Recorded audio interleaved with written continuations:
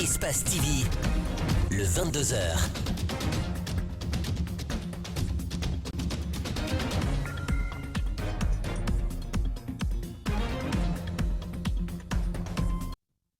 Bonsoir à tous et bienvenue dans cette grande édition d'information. Tout de suite, les titres.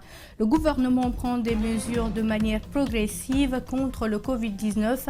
Les ministères en charge de l'éducation et de la formation ont décidé de prolonger des congés déjà accordés aux élèves à la veille des élections. Et sur le marché des opportunités se créent, vous allez le voir, les kits de lavage des mains, les solutions hydroalcooliques et les masques sont très prisés et il n'en manque pas un sujet détaillé et complet à suivre dans cette édition.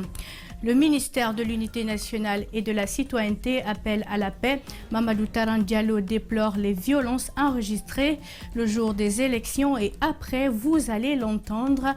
La France se prépare à un effort long pour absorber les effets de la crise du coronavirus. C'est une annonce du Premier ministre français ce mercredi à l'issue du Conseil des ministres.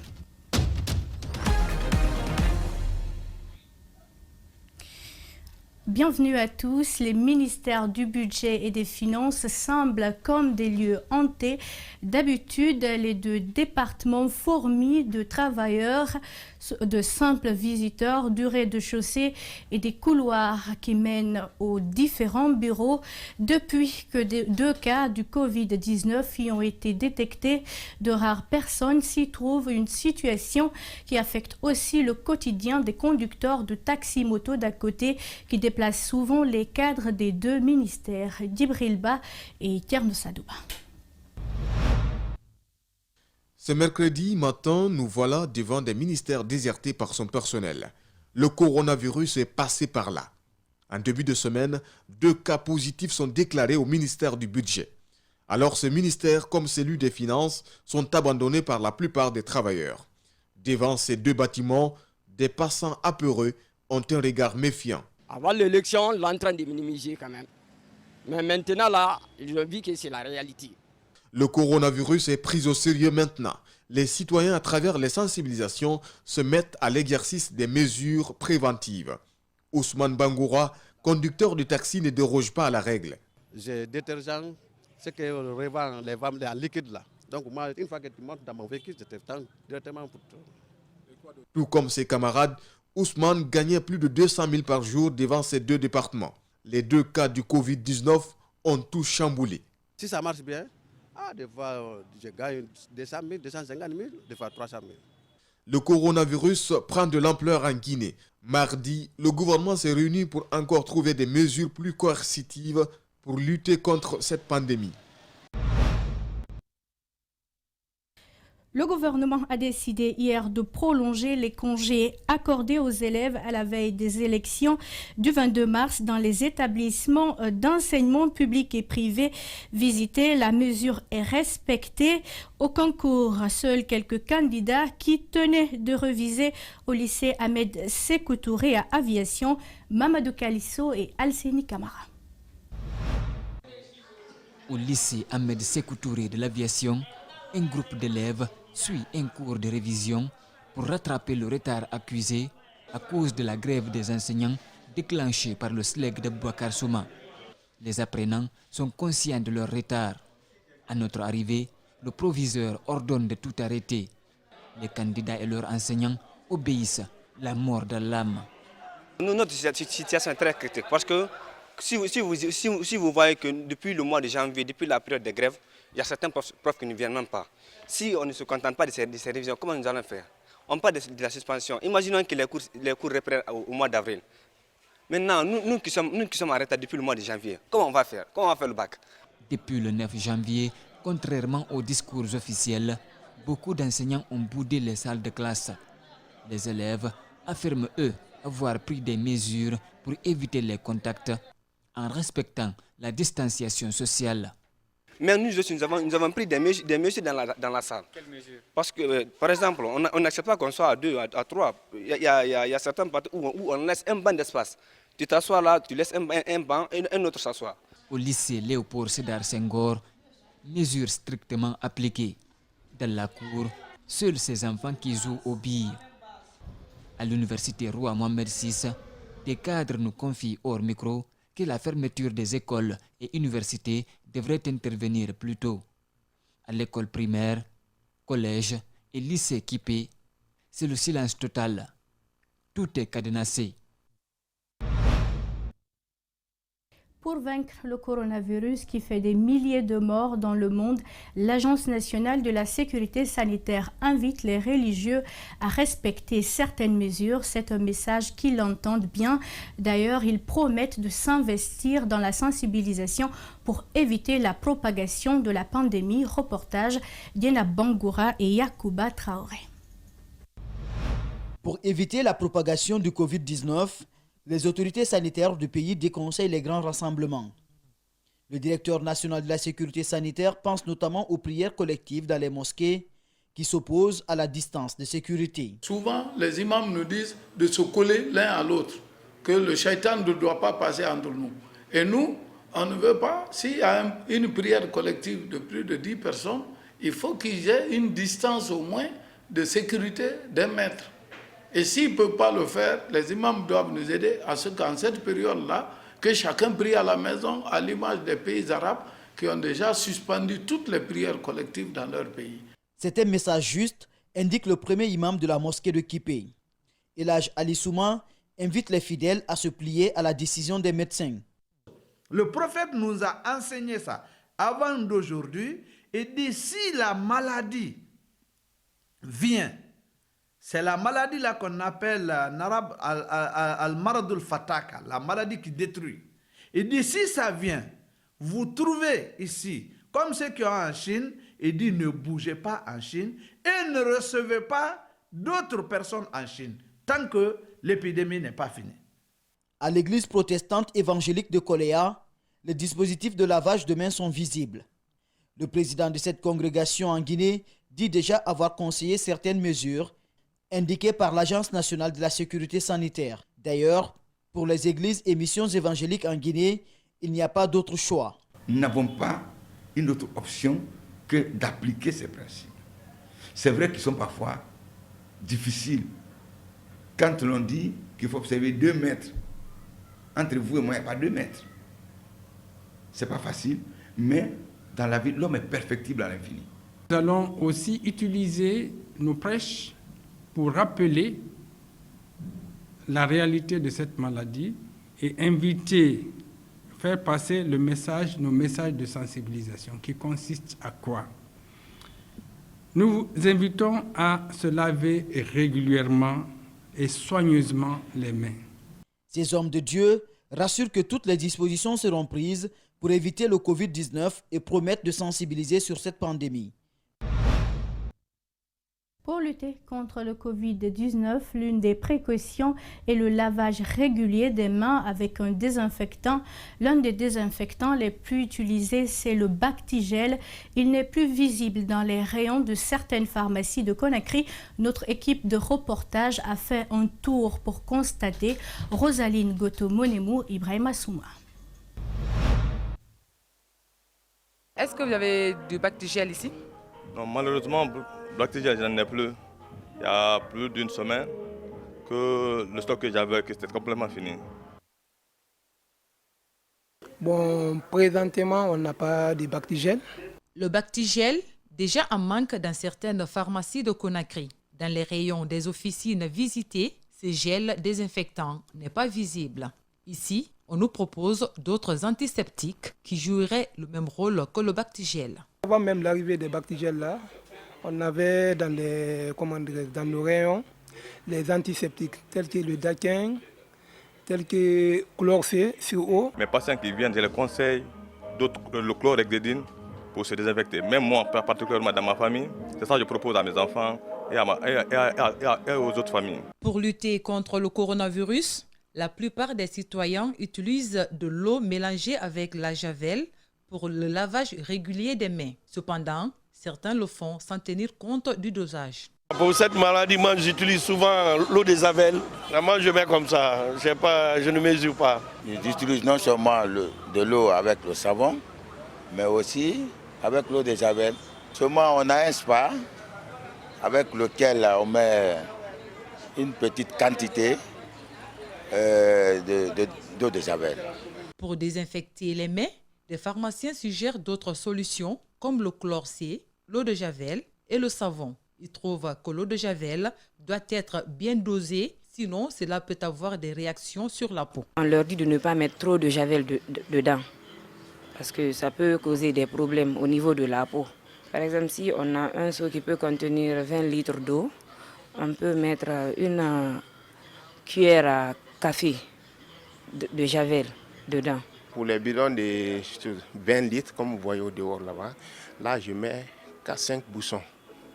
5 boussons, je dose à 5 boussons.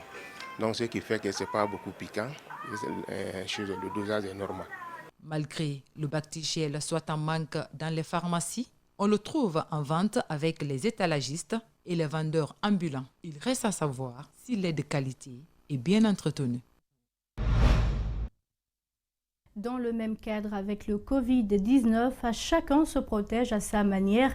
Et si dans certaines pharmacies, le Bactigel commence à se faire rare, dans les marchés, beaucoup de citoyens ont changé de marchandises au profit des kits de lavage des mains et d'autres produits pharmaceutiques, des produits bon marché. C'est un reportage de Mamadou Saliouba et de Alseni Kamara. Elle vendait d'habitude des boissons, des produits cosmétiques, des pommes et des oranges. Et depuis 3 jours, elles ont changé de marchandises. Le Covid-19 actualise leurs produits. Je vends ces produits pour lutter contre le coronavirus. Que Dieu nous protège. Protégeons nos mains et nos nez. Salimatou Bangoura a déjà un masque. Question de santé ou de promotion, ce qui reste clair, c'est que le marché de masques commence à être florissant. 5 000 francs guinéens la pièce. Reste à savoir si les masques sont homologués ou recommandés par les médecins. Amadou, lui, est dans le marché de kits de lavage de mains. Depuis une semaine, il monte lui-même les kits. Tout est à sa disposition. Les 30 litres, là, je vendais ça aux 60 000. Les 25 litres, là, je vendais aux 50 000. Les kits de lavage de mains, ils avaient disparu du marché avec le virus Ebola. Aujourd'hui, on les voit un peu partout, tout comme les Bactigel que certaines personnes raffolent. Celle qui en vend ne veut pas être filmée. Je vendis un carton d'abord. Un carton, il y a 24 dedans. 30 000, 30 000. 25 000, dernier prix c'est 25 000 parce qu'on prend, ça coûte cher. Là on prend 550 000, on paye le petit carton là. Les gels hydroalcooliques, l'eau de javel et les masques sont les produits les plus utilisés au monde en ce moment. Le lavage des mains avec une solution chlorée, la pratique est devenue aujourd'hui le quotidien des Guinéens pour se protéger contre le Covid-19. Mais attention, une mauvaise préparation des solutions de chlore pour désinfecter les mains peut entraîner des conséquences néfastes sur la santé de la peau. Alors, comment bien préparer une solution chlorée? Élément de réponse dans ce reportage mini-format de Mamadou Boy Diallo et de Aboubakar Dine Kamara.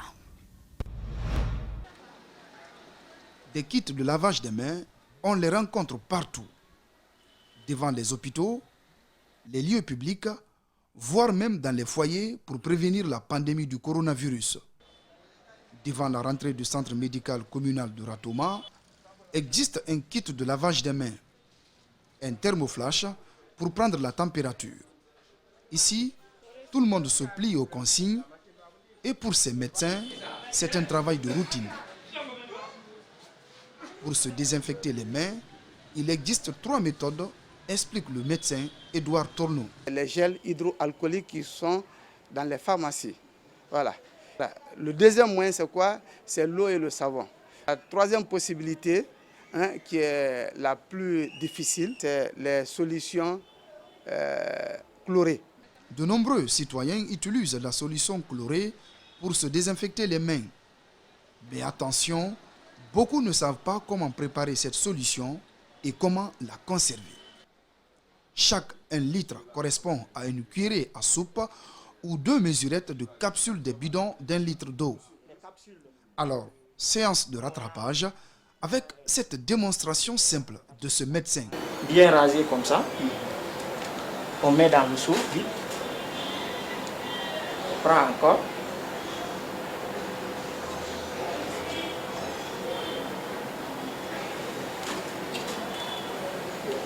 Maintenant là, on met 1 litre d'eau là-dessus.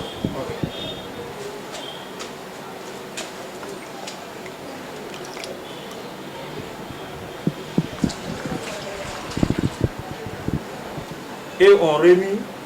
Une solution de chlore mal préparée présente des inconvénients pour la santé.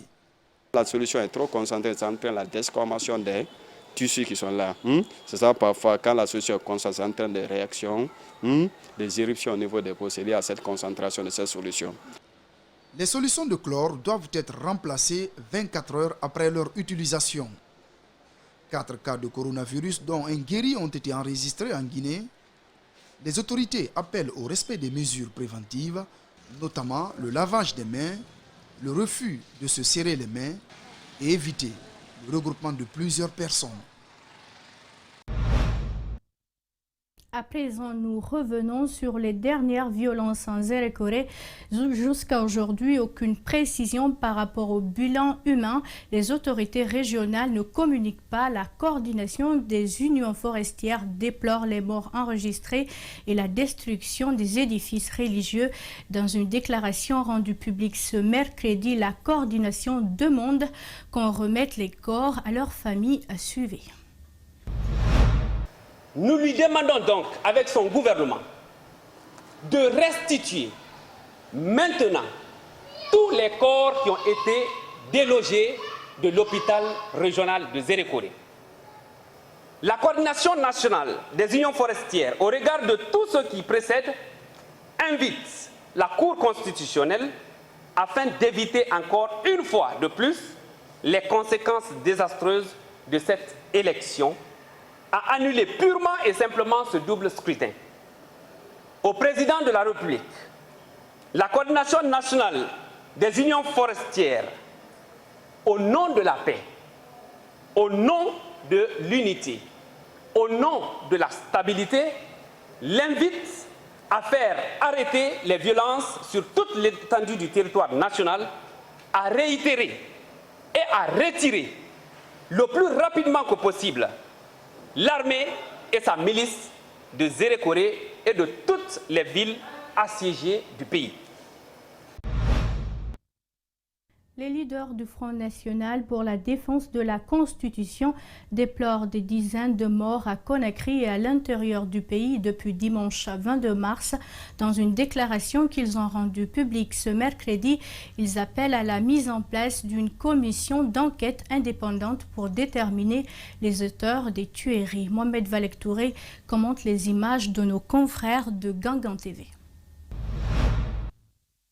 Les opposants au régime Condé exigent une commission d'enquête indépendante pour faire la lumière sur les tueries en Guinée.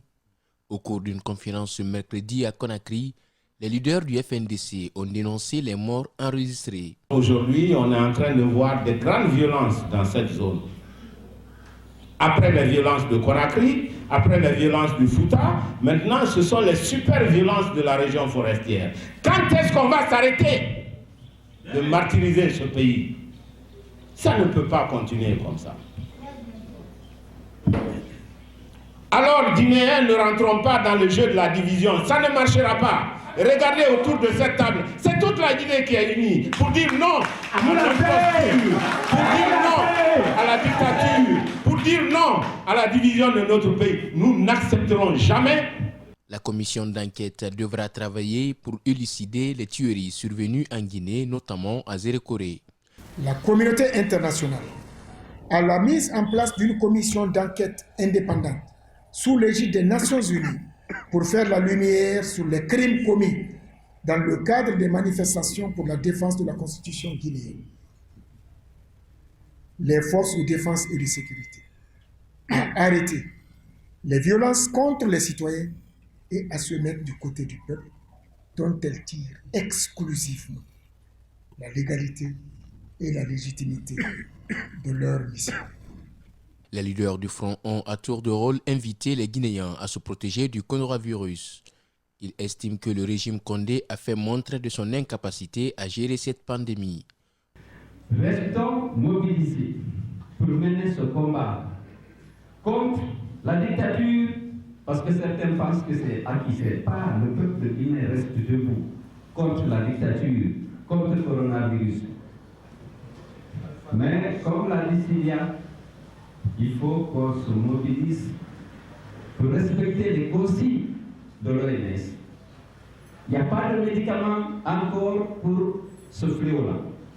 Il faut que nous-mêmes, nous prenions en charge. Il ne faut pas compter sur ce gouvernement. 2 enfants de 7 et 8 ans poignardés par les forces de l'ordre le lundi dernier.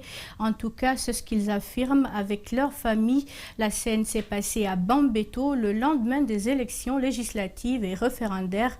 En ce qui concerne ces élections, l'INIDH a dans un rapport rendu public mercredi déploré une dizaine de morts, des bureaux de vote et des biens publics saccagés. Mamadou Bobo Diallo, 7 ans. Ces 2 amis disent avoir été poignardés par les forces de l'ordre le lundi, lendemain des élections. La douleur intense, le regard innocent et faible, même cet enfant n'a pas été épargné par des éclats de gaz lacrymogènes. J'ai mal, j'arrive à peine à dormir. On jouait au football. Les forces de l'ordre nous ont trouvés là-bas pour nous embarquer dans leur pick-up. Là-bas, ils m'ont blessé à la main avec un couteau et m'ont demandé de rentrer chez moi. 2 de ses frères âgés de 11 ans auraient également été arrêtés et molestés par les forces de l'ordre avant d'être incarcérés. Pour les libérer, la famille dit avoir payé 400 000 francs guinéens. Les forces de l'ordre nous ont jeté des pierres en profanant des injures. En allant les supplier pour libérer nos enfants arrêtés, ils nous ont jeté des gaz lacrymogènes. Finalement, les enfants sont revenus avec les mains et les pieds tailladés. C'est à cet endroit précis que Daoudasso et ses amis ont été arrêtés et bâillonnés par les forces de l'ordre. 2 jours après, les blessures sont encore vives. Les familles craignent pour leur vie. Et comme ces enfants, l'INIDH déplore d'autres violations des droits de l'homme dans un rapport rendu public ce mercredi. Au nombre des violations des droits humains, l'INIDH a noté et regrette une dizaine de morts le jour des élections suite aux affrontements entre les contestataires et les forces de l'ordre. Des actes d'incivisme ont été notés, comme la destruction de biens en Zérekoré, où le véhicule de fonction du recteur de l'université a été incendié par des personnes non identifiées. C'est le cas également des groupes de jeunes révoltés qui s'attaquaient dans plusieurs localités hostiles à des personnes soupçonnées de vouloir ou d'avoir pris part au double scrutin. Des cas de mort ont été enregistrés après le scrutin au cours d'attaques perpétrées et autres affrontements dans la ville de Zérekoré. Pour ces élections du 22 mars, l'Institution nationale des droits humains a déploré aussi l'ouverture tardive de certains bureaux de vote et la fermeture avant l'heure d'autres. Dans la circonscription de Farana, plusieurs filles apparemment mineures, toutes nées curieusement le 1er janvier 2001, ont pris part au vote. Dans la même circonscription, l'INIDH a noté la présence d'un bureau de vote ambulant. Il s'agit du bureau de vote Sayon 3 du centre marché 2 qui s'est déplacé sur 5 km pour recueillir des votes et est revenu s'installer aux environs de 12 heures au centre de vote. Toutes nos excuses, une importante quantité d'armes et de munitions que la police judiciaire dit avoir saisies a été présentée ce mercredi. Les personnes suspectes sont arrêtées. Certains sont des civils, d'autres des militaires. Ces derniers sont reprochés de vendre illégalement des armes venues des camps militaires. Sur la nature des armes saisies, le commissaire divisionnaire de police Fabou Camara apporte des précisions. Nos enquêtes ont permis, dans un deuxième temps, à savoir le 13 mars passé, de saisir ce monsieur Sambandao à son domicile à Mafanko les pièces d'armes suivantes. 1. Le fusil d'assaut de type PMAK. 13 fusils, dont 9 à l'état neuf. 2. Les fusils type PKM-FM. Nous avons trouvé 4 en bon état et 3 autres en pièces. Les 4 en bon état, nous avons différents modèles. Des modèles qui sont montés sur hélicoptères ou sur les navires de guerre et des modèles qui sont des fusils collectifs portés sur des personnes en mobilité. 3. Nous avons trouvé des roquettes anti-chars qu'on appelle les roquettes RPG ou bazooka. Nous avons trouvé 11 obus, c'est-à-dire 11 grenades qu'on appelle communément roquettes anti-chars. Ensuite, nous avons trouvé un tube lance-roquettes de type LRAC, c'est-à-dire lance-roquettes anti-chars. Au point 5, nous avons trouvé 7 carabines de type M1 US. Au point 6, nous avons des canons fusils catégorie tchèque. 1. Les munitions. Nous avons trouvé 6 caissettes de munitions type 12,7, qu'on appelle 12,7. Mais aussi, nous avons trouvé 7 paquets de munitions de PA, des pistolets, c'est-à-dire des armes de poing, type TT30, 7 paquets. Et puis, le ministre de l'Unité nationale et de la citoyenneté déplore lui aussi les violences enregistrées en Guinée le jour des élections en Guinée. Mamadou Taran Diallo appelle à la retenue et au dialogue pour la paix et la cohésion sociale en Guinée. Suivez un extrait de sa déclaration au micro de Mamadou Boye Diallo et de Aboubakar Dine Kamara. Le double scrutin législatif et référendaire du dimanche 22 mars 2020 a donné lieu dans certaines localités à des actes de vandalisme, de destruction de biens publics et privés, de blessures et pertes en vie humaine. Le ministère de la Citoyenneté et de l'Unité nationale s'incline pieusement devant la mémoire de tous les disparus, souhaite prompt rétablissement à tous les blessés et adresse le soutien de la nation à tous ceux de nos compatriotes qui ont été affectés par ces douloureux événements. Dans le sillage de ces violences, à l'occasion d'une consultation politique, on assiste avec beaucoup de préoccupation à la résurgence de réflexes identitaires qui ébranlent la cohésion nationale. Ces pratiques et attitudes inqualifiables et inadmissibles sont aux antipodes des valeurs séculaires qui fondent le socle de notre nation. Chacun de nous, en son fort intérieur et dans ses comportements et activités de tous les jours, doit s'évertuer à faire preuve de retenue et à surtout s'abstenir de propos tendant à jeter de l'huile sur le feu. En tout état de cause, la préservation de la nation est une responsabilité qui incombe à chacun et à tous. Dans le monde, Édouard Philippe déclare à l'issue du Conseil des ministres que la France doit se préparer à un effort long pour absorber les effets de la crise du coronavirus. Nous ne sommes qu'au début de la crise, prévient le Premier ministre. Suivez. C'est l'urgence sanitaire qui anime tous les esprits aujourd'hui, mais c'est aussi, et ce sera de plus en plus, un choc économique, un choc social. Nous ne sommes qu'au début de la crise et le président de la République a demandé à nouveau aujourd'hui au gouvernement de prendre tous les moyens nécessaires dans la durée. Je le dis donc simplement aux Français, c'est un effort long que nous nous préparons et auquel nous allons tous ensemble faire face. Je vous remercie. C'est tout pour ce journal à tous. Merci de l'avoir suivi. Restez avec nous, nos programmes continuent sur Espace TV. Au revoir.